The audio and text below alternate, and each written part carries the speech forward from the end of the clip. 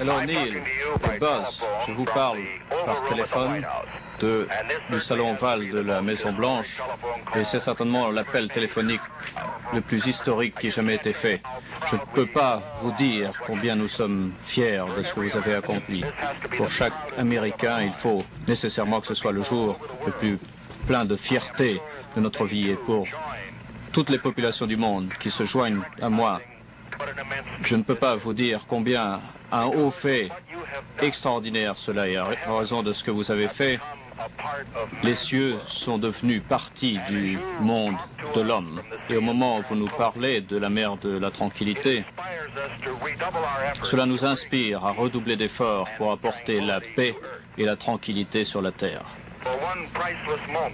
Pour un moment qui est sans prix dans toute l'histoire de l'homme, tous ceux qui sont sur cette terre sont vraiment unis, sont un dans leur fierté devant ce que vous avez fait et un dans nos prières pour que vous reveniez en sécurité sur la terre.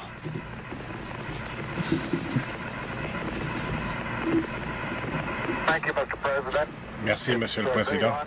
C'est un grand honneur, un privilège pour nous d'être ici,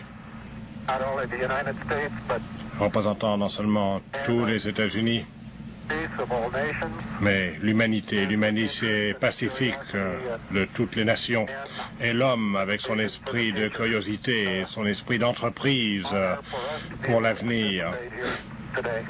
C'est un avantage et un honneur pour nous d'être ici aujourd'hui. Merci beaucoup. J'attends, tous nous attendons votre retour jeudi. Merci.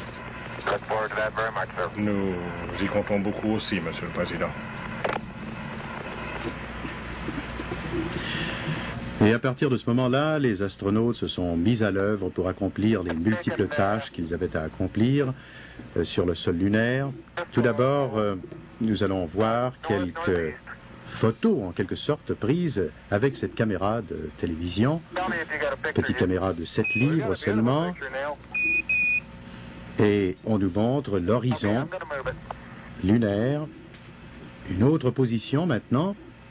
Un sol assez plat, quelques roches par-ci par-là, bien sûr qu'on ne retrouve pas là, de ces pics qui peuvent atteindre jusqu'à 30 000 pieds, mais non, c'est un sol photographié souvent par les orbiters et qui donnait vraiment le moins de danger possible au moment de l'atterrissage. Et là-bas, nous apercevons tout au fond quelques formations rocheuses, assez imprécises toutefois, mais qui seront très bien interprétées par les géologues.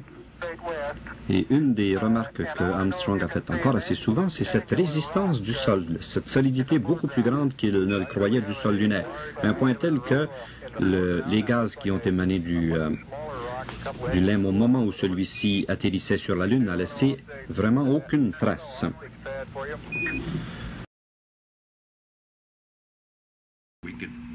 Tout le temps, durant notre descente, nous pouvions voir quelques petits rochers, quelques petites roches par cette poussière mouvante.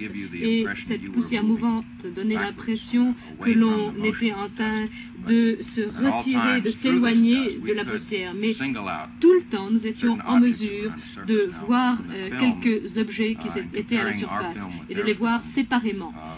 En comparant notre film avec le deuxième film, nous avons pu voir notre ombre jusqu'au dernier moment, jusqu'au contact même au sol.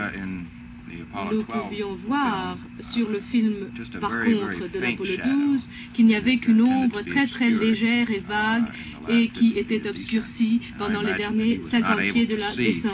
Et j'imagine qu'il n'a pas été en mesure de voir à travers cette couche de poussière, car elle était vraiment très dense et pour moi, il est remarquable de voir quelle différence il y a eu dans la quantité de poussière entre le premier et le deuxième.